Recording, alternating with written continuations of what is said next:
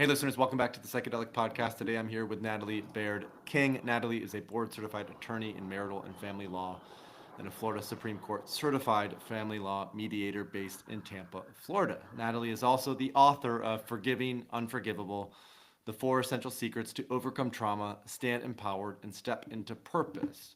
And this book was catalyzed by something that we'll talk in more detail about today, which is Natalie's own experiences with psychedelics and plant medicine. So, Natalie, it's great to have you on the show. Thank you so much for joining us.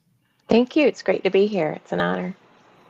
So, I'd love to start with just kind of creating a context and a lens for our conversation today, which I think is really going to focus a lot on forgiveness and the power of forgiveness. And I would just love to know how your relationship has been with forgiveness, over the last 5, 10, 15 years. What have you learned about forgiveness as you've stepped into this journey with psychedelics and plant medicine and healing some of the early trauma that you experienced while growing up? So when I started my search, I didn't know what I was looking for, and I actually ended up stumbling upon forgiveness in an ayahuasca journey. It was an amazing experience. I had been drawn to the medicine simply because I was very unhappy in life. I had all these great achievements that I had achieved in my career. I had started a nonprofit for domestic violence victims. I had attained several board certifications, which is, 2% of us lawyers actually have. And I kind of stepped back one day and I'm like, why am I not happy? I've achieved all these things and what's going on? And I fell in and out of depression, on and off medications by Big Pharma. And I go on them, and getting off them was even worse. And what ended up happening is that I met up with a friend that I hadn't seen in a long time. And after I saw her, like, boy, has she changed? Because the last time I saw her, we were both in this really difficult, raised in a traumatic household where my father was abusive. And she told me about this place in Costa Rica, and she talked to me about ayahuasca. And after she did, I reckon, she talked to me a little bit about it. I went to research it, and then I'm like, there's no way I can do this because I'm not into drugs. I don't ever do drugs. The most I had done was I would drown myself in alcohol, but I was not in the drugs, So I went and did all this Google, but something is drawing me back to finding out more about it. And then when she kind of opened up about it, I realized like she had completely become this different person. And like I remember being raised in this very religious home, very Pentecostal church, and I remember reading in the Bible this passage that said, you know, the peace that passes all understanding that you could have when you meet God. Well, she was like that, and I was like, wow, I don't know how this has helped you, but maybe I should take a chance on it. Maybe I should take a chance. And I will tell you that that was over 5 years ago. And that's when my actual journey started. And that's how I actually stumbled upon what I was really searching for, which, in my opinion, was forgiveness. It changed my life. And so, how do you define forgiveness, or how would you communicate the role that forgiveness has played in this journey for you? So, forgiveness is a practice. That's something that we achieve. It's not a goal that we attain before we leave this earth. It's actually a practice. It's something we have to actually do every day. Whether it's forgiveness for somebody that's hurt us and we work through those and unravel the things as to why we need to forgive them, or self forgiveness, which, in my opinion, is always the hardest. But it's an actual practice. And forgiveness is something that we actually do. It's not something we should do, but we do it for ourselves. We don't do it for the perpetrator. We do it just for ourselves. And as a result of us actually finding forgiveness and actually having forgiveness for somebody that's caused us pain, we have a lot of freedom that's given to us because of that. There's a lot of things that happened to me because of it. I actually was able to find my purpose, which is the message of forgiveness. It allowed me to have this inordinate release of blocks, a lot of trauma that I had had because of my dad being so abusive growing up. So there was this huge revelation that happened for me due to forgiveness. I always talk about Lewis Smedes has a quote that talks about like, hey, forgiveness is one of those things where you basically are the prisoner, and then you find out the prisoner is just you. And that's what forgiveness brings, is basically this opening for ourselves and no one else but us. And I love the point that you made, which is that a lot of this is about self forgiveness, and it's something I'd love to hear you talk a little bit more. Why is it that the emphasis? Because when I think of perpetrators, when I think of trauma, or when I think of people who have done us wrong, at some point, what I often think about is, okay, we want to forgive that person. But what I'm hearing you say is it's not necessarily about forgiving that person, because sometimes we can't forgive that person. We can't have that closure because they've passed away, they've died, they're no longer with us. And so what I'm hearing you say is a lot of this was about that sort of path and process of self forgiveness. Tell us a little bit more about that dynamic, the dynamic of forgiving the perpetrator versus just forgiving yourself. Why is that sense of self forgiveness so critical as part of this path? Right. So they're two connected. And I believe my dad has passed this earth. He passed this earth over 13 years ago, and I was able to forgive him while he was here on this earth. It took him actually passing this earth for me to actually go searching for what it was that was the void, and that void was basically forgiveness. But I'll tell you a little story that's very impactful about the answer of what you're asking. The day that my dad died, I was a keynote speaker of a big domestic violence shelter here in my area here in Tampa. And it was a luncheon, a fundraiser luncheon. And I was going to out my dad about all the abuse that he had done to us four kids and my mother. And the reason why I'd done that is because my mother had shown up on the doorstep the weekend before yet another episode had happened. And I've been out of the house for over 20 years at this point.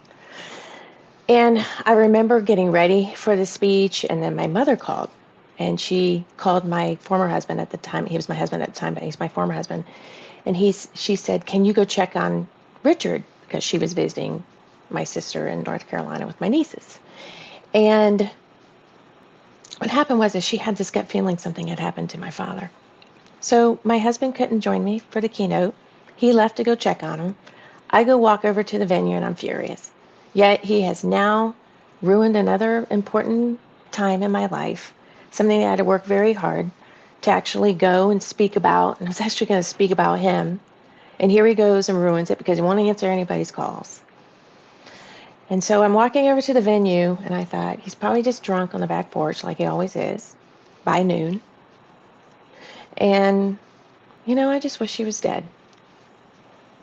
I just wish he would just go, because we had all sustained the abuse, and it was enough. I was at that point that this is enough. So I arrive at the venue, and I'm getting ready to take the stage, and one of my friends comes over and says, hey, Natalie, Corey's calling you, my former husband. He needs to speak to you. It's important. So I knew at that point something had happened. And I grabbed the phone. I'm like, hey, I'm about to take the stage. They're micing me up. And he's like, Natalie, I'm so sorry, but your dad's passed away. I never took the stage that day. And from that moment forward, for quite some time, I thought I killed him with my thought. And so what happened is that there was this basically huge, void in my life. The man that abused me, the first man that I thought loved me, the man that abused me has left this earth. There's not been reconciliation that ever happened. And then I killed him with my thought. So the part of self-forgiveness is that it's so much easier sometimes to forgive somebody else than it is to forgive ourselves. Because I had to come to the conclusion, number one, I didn't kill him with my thought. And number two is that I'm worthy of forgiveness. I was in a place in that moment, and when I look back at that place in that moment, I was a very, very hurt 40-year-old. And that young 40-year-old that was thriving in her career was in a very hurt place. And in a moment of desperation and pain and suffering, she did wish her father to be dead. But I have a lot of compassion for her, and compassion is the beginning of forgiveness, self-forgiveness, importantly. Because without compassion, we can't really see ourselves and look back as an observer and say, you know what, she was in a really hard place, but she's worthy to forgive herself. And so, how is it that ayahuasca, then, in your work and going to Costa Rica and starting to explore that as a medicine, how did ayahuasca really help to facilitate that deep process of self forgiveness? What awareness did it bring to you? What insight did it bring to you? What support did it bring to you in that process of forgiveness? So I'll tell you, walking into the plant medicine was very difficult for me. Type A personality, I'm an attorney, I've got that legal side of the brain. Everything has to make sense. It's got to be evidence. It's got to be proof. It's got to be shown to me, right? That's the world that I live in on a daily basis in my career. So when I walked into medicine, as many of us know that have been in the plant medicine community and ceremonies and, communed with this sacrament, I didn't surrender very well. I fought it, and it was tough. It was really, really tough. But at some point, it was the third ceremony, I said, you know what? I'm here to change, and I've got a choice. I can leave, or I can go back a different person. So which choice am I going to change today in this ceremony at this moment? And so I decided I'm going in, I'm going all in, and I'm just going to let the medicine take me where it's going to take me. When I finally dropped into the medicine, as we know, that feeling where it comes over your body almost as if water is being poured on my body, that's what it feels like. I remember seeing this woman, and to this day, I know she's my guide because I've seen her multiple times in multiple ceremonies, and in my meditation, she even comes. And she comes and she says, "Do you want to see something?" And I said, "Sure, I'd love to." So I fly out of my body. I'm with her. We fly into this celestial. There's stars, planets, galaxies everywhere. And all of a sudden, we arrived at this place. And I'm going to call this place heaven because I've been to heaven many, many times, not only on this earth, but within my journeys. And we arrive, and it's beautiful. There's a lavender field. There's this gorgeous body of water. There's a mountainscape. And then there's this dock, and there's a boat actually docked right there. And so we actually fly. I want to say fly or float, whatever you want to call it. And we get to the edge of this dock. And I look at the boat, it's a huge sailboat. And my dad loved sailboats. He wanted to build one when he was on this earth, but he never got that opportunity. So we arrived on this dock, and I saw a man on this boat. And at this point, I didn't know what was going on other than I'm outside of my body. I could see myself down in the Maloka. Um, but I'm on this dock with this woman that's gorgeous. And all of a sudden, I see the man step on the dock, and then he looks at me and he starts running toward me. He has a white t shirt on and like white pants or like shorts. And he starts running toward me. And I knew halfway that he got to me, it was my dad. And my dad was very recognizable. He had a beard and he had glasses and he looked the same that he did on this earth, but he looks extremely healthy and fit. And so he basically ran to me and he just like embraced me. And I remember that moment because in my body on the mat, my entire body had electricity running through it and it bowed up. Like my whole body actually bowed up. But it was this beautiful feeling. It didn't hurt. It just was this electricity, like this energy that went through my body when he hugged me. And I remember after he embraced me, what seemed like days, right? Because there is no time in that world. I remember him, stepping back a little bit, saying, "I'm so glad you're here, and I hope you can forgive me for all the things I've done." And I said, "Dad, I've already forgiven you. Can you forgive me?" And he said, "There is never anything to forgive." And that's what happened in that night. And I came out of that journey and I was like, whoa, what happened here? But I was changed permanently. Not for just a day or a week or a month or even just a year. I was changed permanently in that moment. And that 6 hour journey that I had was changed permanently. Wow. Yeah, and that's the power of these medicines that they can open up a space that can impact us for the rest of our lives. And it sounds like that's what happened with you. You know that deep level of forgiveness that you were able to access and turn inwards How did you change then as a result? How you leave the ayahuasca center in Costa Rica, you come back home. What are some aspects of your life that you notice begin to shift and change as a result of this journey that you've gone through? Yeah, the integration part sometimes is the hardest, right? After we come out of something like that, because it's almost like the cells in your body need to catch up with what basically you just experienced, right? So the integration part is, to me, one of the most important pieces of our plant medicine journeys. But one of the things that I noticed a huge change is I would turn to alcohol a lot, just to decompress, to disengage, to relax. I had no desire to actually drink, get near it, get around it. And I always thought like alcohol was this way to separate my day. So I'd have a really hard mediation or a hard day with my legal practice. And then I would go home and, here I am. I'm like, ugh, I just need a martini. Just give me a martini, right? And so then I would think it would relax me so that I can separate my day. But what happened would I would just be disengaged from my family. I'd drink and then I would just either fall asleep or get angry and there would be a fight. So I noticed that I didn't want any part of that. And, since this time, I feel like alcohol for me is very low vibration. So, not that I don't ever drink, I have a glass of wine here and there with nice dinners, but I don't go and do the 2 martinis a night and a bottle of wine like I was doing. So, that's one thing that changed substantially. Since that day, I've not been on any depression medication, nor have I actually felt depressed.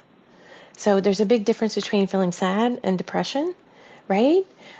So since that day, what changed like permanently for me is that I just never had that depression feeling. Never had to go on any type of big pharma, which I would not go on again after doing this experience.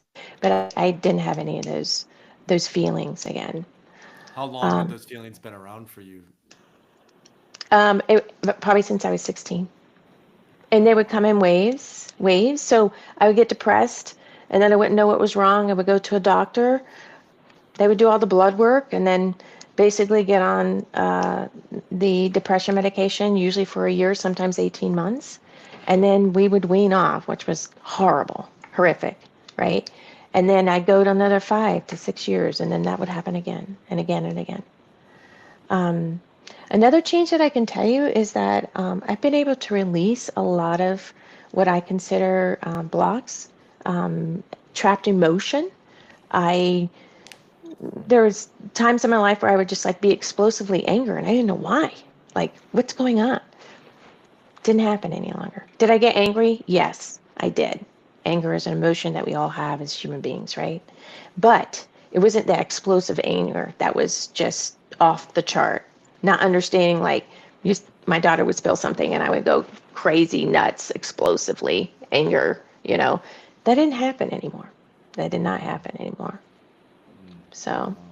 those are some of the few changes. And I'm curious, as a professional mediator, you've been in the legal world for a very long time. The work that you do, it sounds like it's not always easy. It's not like you're just behind a desk, checking things off or writing out certain documents. You're up there and you're in conversation and you're at the court.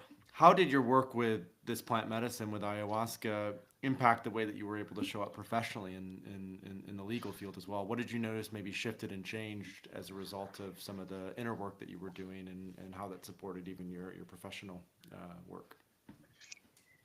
So family law is one of those areas of law that is very hard.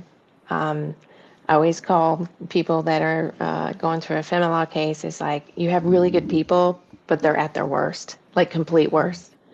Um, and like criminal people are like probably not that great of people, and they're at their best in a criminal case because they're underneath this microscope. But in family law, it's the opposite of that. And mental illness comes out with a lot of people. Um, and I can tell you that I deal with people that are extremely in this very dark space in their life. They're usually a lot of fear. Financial fear is probably the biggest. They felt betrayed. There's a lack of trust with the other person. They're having to start their life over sometimes. Don't know what that's going to look like. There's a lot of anxiety. So before I did ayahuasca, these people would come in and I would get extremely frustrated. I'm like, look, that doesn't matter to the court. Who cares about, your ex cheating on you or soon to be ex cheating on you? The court doesn't matter. And in Florida, we're a no fault state. It doesn't matter. You need to get over it, right? That's how I'd respond. I would never get through to anybody, even though I know that's what the law is. But, there was a lack of compassion, right? Um, and so since ayahuasca, I can tell you, like, I'm an empathetic person. So there is empathy, right? But not taking on their energy. So that's one thing I've had to learn. And more compassion. And there's times where I have people come in and they start calling me names and telling me that I don't know what I'm talking about. And they tell me that they got their Google Juris Doctorate, that on Google, right? And what the law is, and, I've done a very, you know, uh, spent a lot of my time trying to know the law extremely well. So when I walk into the process, I'm fully aware of, what a judge may or may not do. So, that's always frustrating. Somebody tells you, like, you don't know what you're talking about. This is what the law is. I had one just the other day. And, at that point, you're like, I can see where you're probably getting your information. But it sounds like, your attorney's telling you exactly what I'm telling you, that this judge is not going to do that. And I want you to step back and think about those risks. So the way that I approach it is more from a compassionate way and allowing them to see maybe their risk and letting them understand that this is just a small smidget of time in your life and you can move past this chapter and heal, but you can't move past until we get through this process, right? And end the litigation of your case. So bringing more of the opportunity, like I want, I call it my mediation container, right? Because when I'm doing this, I'm trying to get them to get outside of that place of fear, that place of frustration, that place of resentment, and say, hey, how can I work on myself and get through this so that I can start healing? So I come from a different approach other than you just need to get your case done, otherwise it's going to be a lot of money. That's where I was Right. before. Whereas this is like, do you want to heal? Because if you can settle your case, you can start your healing journey. You really can, and focus on yourself. Do you then tell them to go to Costa Rica Yeah, and a lot of the, and maybe my book a back, trip as well, you know? yeah, in my backdrop every day, I have my book behind me, and a lot of people ask, what is that? And that gives me an opportunity to open up. What's a book? I wrote about forgiving and forgivable, and a lot of people were saying, what it's about. I'm like, well, I got a divorce, and then I ended up going to Costa Rica and it changed my life. And then just depending on how this person may be, whether they're receiving as well, I may say ayahuasca or not. But I just did a retreat for 15 ladies last weekend, and it was a mindfulness consciousness retreat. That's what I spend all my time not doing mediations on. And I mean, if there's 3 people that were a part of that retreat that are wanting to explore plant medicine, and I'm excited for them because they're really trying to get through some trauma that they can't release from the past.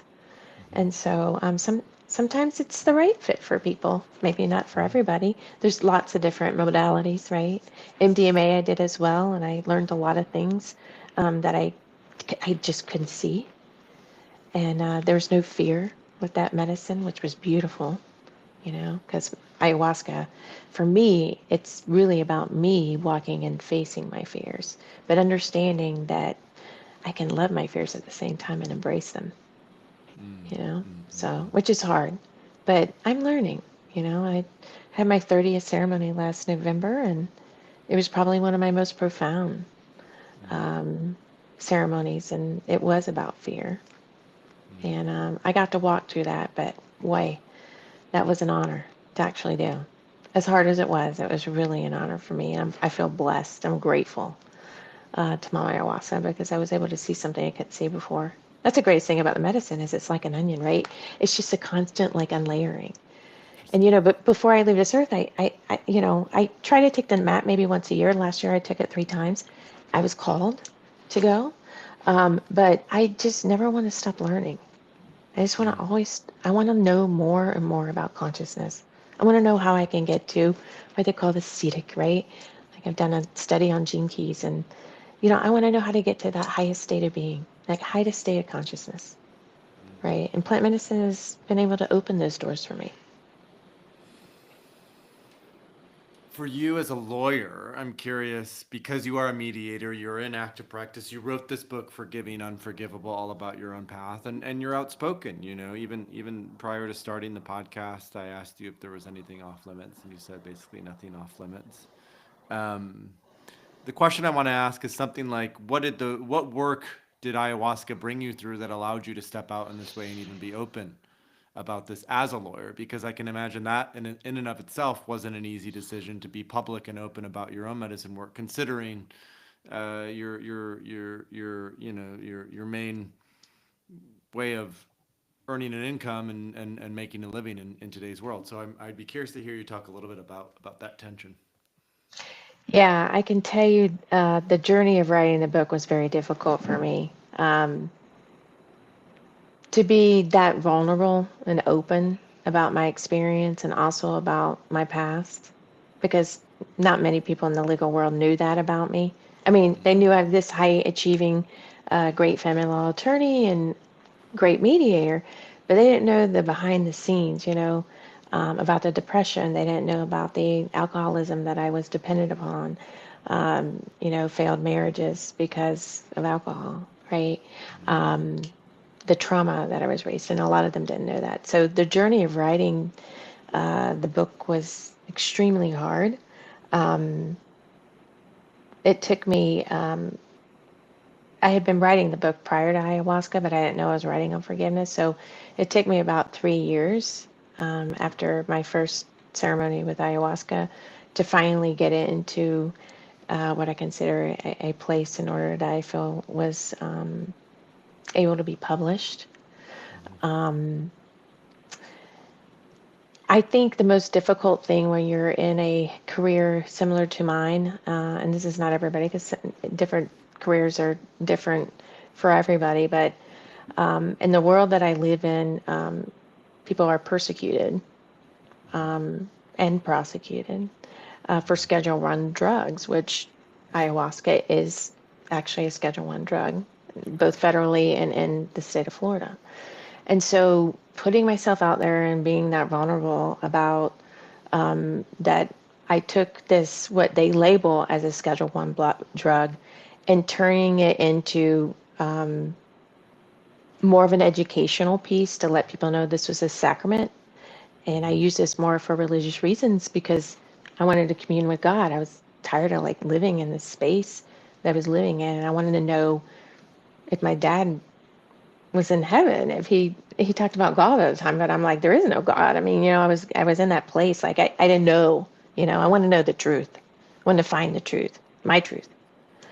um I can tell you there's people that probably have not received my message very well, and those are not the people I'm trying to reach.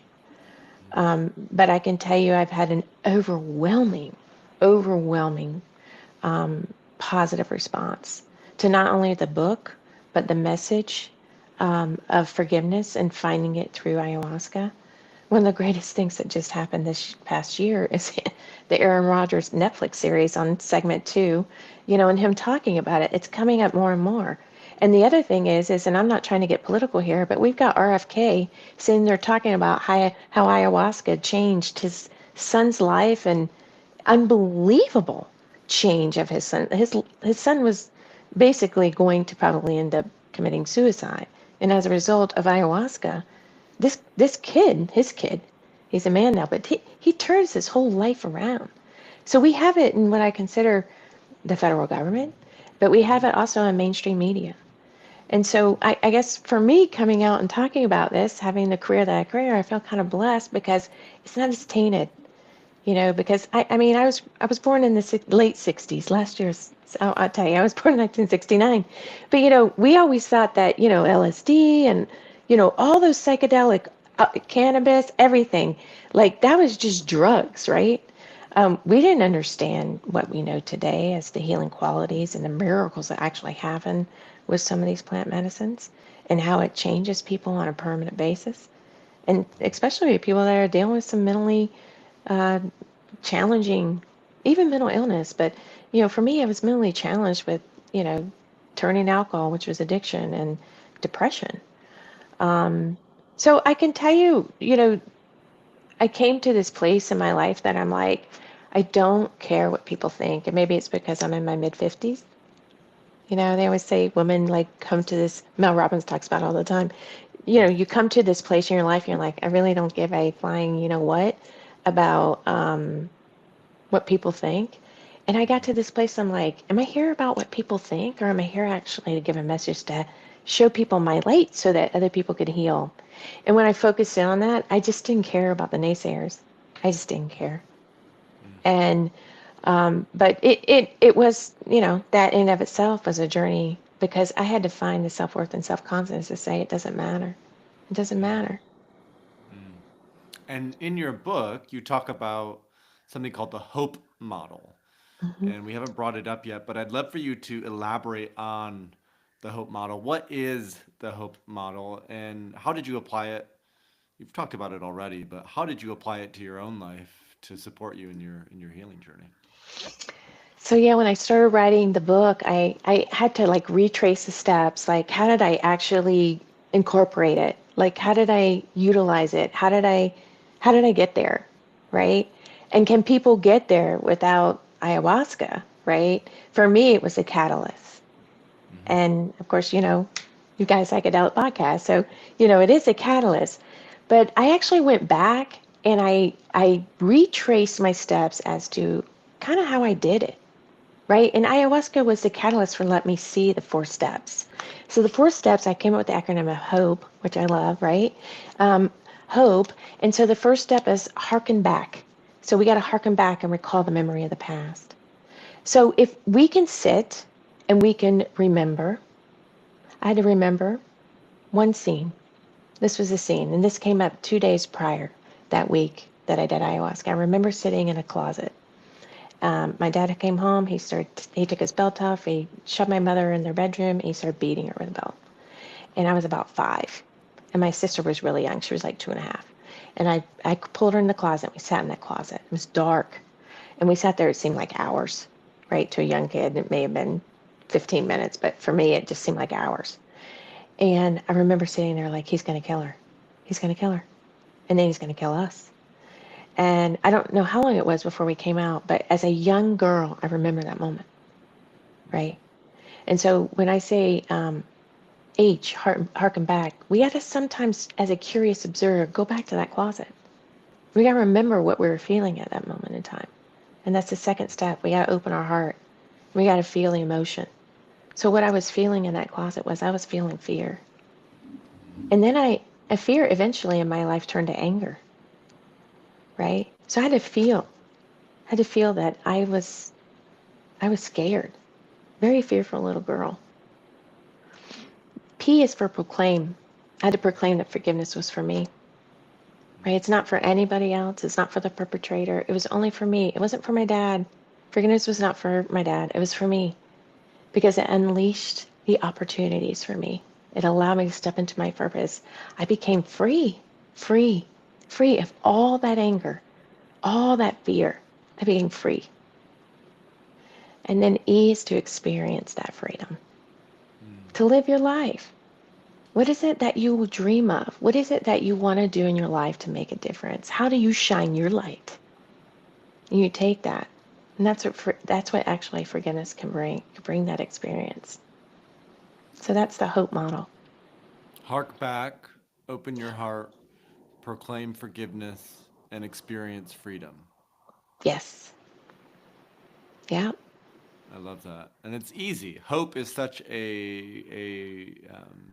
relevant acronym for someone who is going through this process of forgiving the unforgivable. Because oftentimes, and I feel fortunate where, I mean, I have my small t traumas. There were things that had happened in my upbringing that certainly weren't pleasant, like so many of us. But I feel very grateful that I wasn't exposed necessarily to unforgivable things, but there were many people I know who have been, and many people that I've met along this path and working with psychedelics. And I think the one thing that we all and they all and all of us share in common is hope creates a willingness for a better future, this recognition that something lies beyond. And so I think to have that as the acronym, harken back. Hold on, I'm gonna say it once more. Harken back, hark back, open your heart, proclaim forgiveness, and experience freedom. And that hope model is like Natalie's been talking about, was so helpful for her and her own practice. And so it's been really beautiful to hear you talk about that, at length. Now, there was one other aspect that I wanted to weave in, which is, it's a bit of a left field tangent, but I have to ask you. Your father-in-law was Larry King, which I would assume all of our listeners have heard of. Larry passed away a few years ago, but Hmm. he was, the man in many respects. Having had quite a few interactions with him and learned some things from him, what impact did he have on your life and your trajectory? And yeah, what was sort of the nature of that relationship, and how it impacted you? Yeah, so I grew up watching him with my grandmother, right? Mm. So, and then in 2017 is when I met my current husband, Larry King Jr. And so when we met, I'll never forget, it was a couple of weeks after we met, his father was in town. He's like, "Hey, I want you to meet my dad." And I was like, "Oh, whoa, whoa, whoa. I'm not sure if I'm prepared for this." Knowing who he was. And then, of course, I'm newly dating his son. So I remember, and I met him one night, and it was right around Christmas, and he was here around that time, and I remember he started asking me questions like, what do you do, and all Larry King style. And 20 minutes into it, I mean, I'm being interviewed by Larry Yeah. Oh, King, yeah. right? So, so I'm being interviewed by him. But that was the spark of a very, very beautiful connection. He inspired me so much. I remember talking to him about, this piece of work that I had done, and I was writing it, but I didn't know how I was gonna, put it on paper. I'd actually written a different version of this. I actually called it the 21-day divorce, right? So I wrote a different version of some of my experiences, but I was going a different way. And I remember he so inspired me. He's like, "Natalie, you just need to get it out there. You just need to get it out there. You don't need to worry about what other people think, whether you're going to get a bad Google review or whatever. You just got to get it out there. Just talk about it, get it out, get the message out." And he connected me with his writer, who's Cal Fussman. I was on his podcast about a year and a half Oh, ago. okay. Yeah. So, and Cal was his ghostwriter. So for all of his books, believe it or not. And so I remember being connected with him, and he's like, "You know what? This is how you got to do it. You got to get a stack of index cards." And like, that's how I started with the book. And then basically from there, I was able to actually streamline it into an organization that flowed, which is where I got it published. But Larry Sr. was one of my most loved, and his passing was very hard, because I didn't get that much time with him. He passed Right. away in 2021, and I didn't get that much time with him. And I grew up watching him with my grandmother, and I wanted more time. But I'll tell you something about plant medicines. He's come to me multiple times from the other side. And that's what the most unbelievable thing about psychedelics, and for me, ayahuasca is probably my first love, if you will. But Mm. I mean, he's come to me and given me messages. He's given me titles. He gave me the title to my second book. It's called Accepting Unacceptable. Mm. And it's basically going to be solely on self forgiveness. I've written it. It's in the editing stage. I hope to have it out by summer. So Wow. I mean, he's come to me. It's the inspiration still continuing.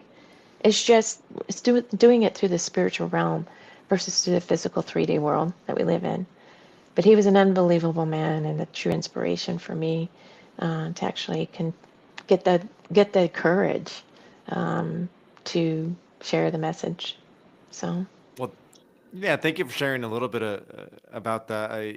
He's a giant Hmm. in many ways. His passing was, he lived a long, good life, but nonetheless, like, His passing was substantial and significant. And I look, as someone who does a lot of interviews myself, I've watched more than a few of his interviews to learn about Yeah. how he did it and what he did, and he was a master at it. So it's cool that you got to at least spend a little bit of time with him, and I think it's fun that your husband is Larry King Jr.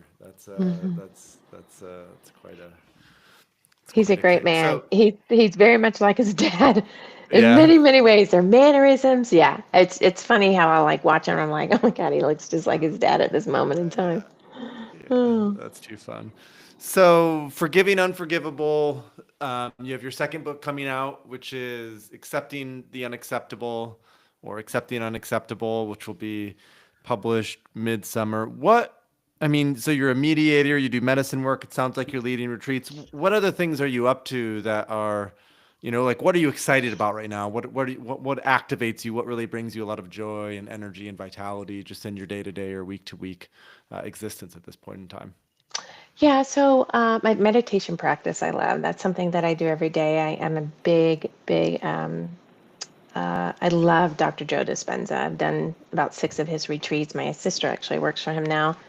We went to our first retreat almost 6 years ago, and I remember her walking out of that retreat saying, I'm going to work for him one day. And of course, 3 years ago, she got to work in his space, and she's a nurse for him. So he's unbelievable. But that meditation practice is really basically honing in on that skill so that I can get to that space. And that space for me allows a lot of creation. It allows a lot of calm, tranquility, inner peace. So that's something that I do on a daily basis. Another thing I do is I volunteer ayahuasca retreats. The place that I first went to is Rhythmia down in Costa Rica, Rhythmia Life Advancement Center, and I get to volunteer there a couple times a year, and I love it. Oh, It fun. is it is so rewarding to be on the other side of the mat, helping others people heal. And there's a church in Florida here too that I sometimes help as well. So just Soul being Quest? no, Soul Quest? Silquest No. closed, but Sacred Sanctuary is the other one. Oh, okay. So, um, but so that's another. It's just volunteering in the space that I so much love. And then, I think one of the things I think is really hard for everyone is really understanding self-care. You Mm. know, um, I'm one of those very driven people, but sitting and having a rest day, right? Having that self care, whether it's a long walk or just sitting in nature for me, or going to the JW Marriott to do a spa day, which I love. But doing something for self care because it's really rejuvenating. It really helps us basically center ourselves and then come back to the rat race of life, right? That we're going to say, okay, it's not going to be a rat race today, but having that rest day. That's really, really important. So, those are the things that I truly love. And of course, writing and doing all that. I do a lot of coaching as well, one on one coaching and group Oh, coaching. great. So I really truly enjoy helping people along their healing path and like helping them see like it's all within them, right? How do you just tap in to get there? So I do a lot of one on one coaching, and I just recently started doing some, believe it or not, corporate workshops. I did a law firm about a week and a half ago, and I just did a consciousness workshop about how mindfulness and how we can balance the scales and bring it to the legal practice. And it was so well received. So just creating these opportunities to go talk about it. And I talk about ayahuasca every time I go. I don't care what people Nice. think. I just go and say it. So I've got another law firm that's lined up. And I've actually been approached by a group of judges. So I hope to go in and talk Oh, to them wow. as well. So, just the inspiration behind all of it is just getting the message out, right? Right. And I that's the stuff that I do, and I really truly enjoy it. And doing podcasts like this, I love talking about it. Love talking about it, and I hope your listeners, any listeners that are considering plant medicine, or do it. Just do it. Go do it. Find a safe place. Just do it.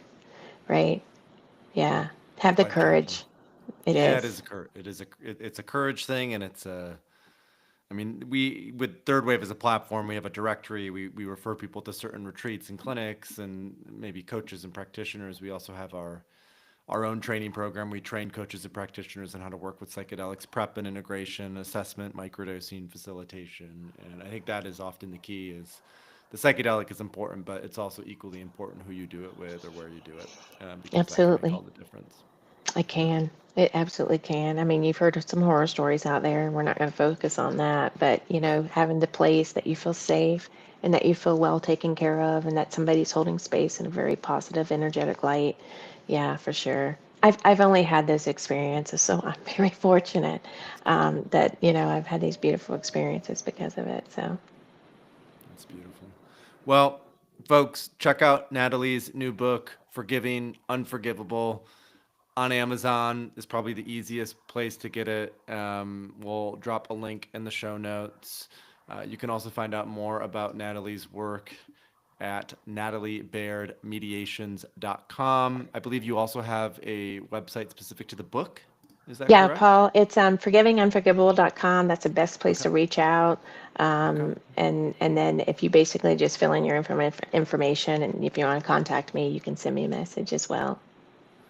Great. Well, Natalie, thank you so much for sharing your story, for being so open, for navigating and having the courage to go through what you've gone through, for forgiving yourself and now sharing your light with others. It's been a real pleasure to have you on the podcast today. And I'm just so grateful for what you're doing in the world and the light of consciousness that you're bringing into all of the aspects and areas that you're participating in. So thank you so much for joining us. It's been a real pleasure to have you on the podcast today.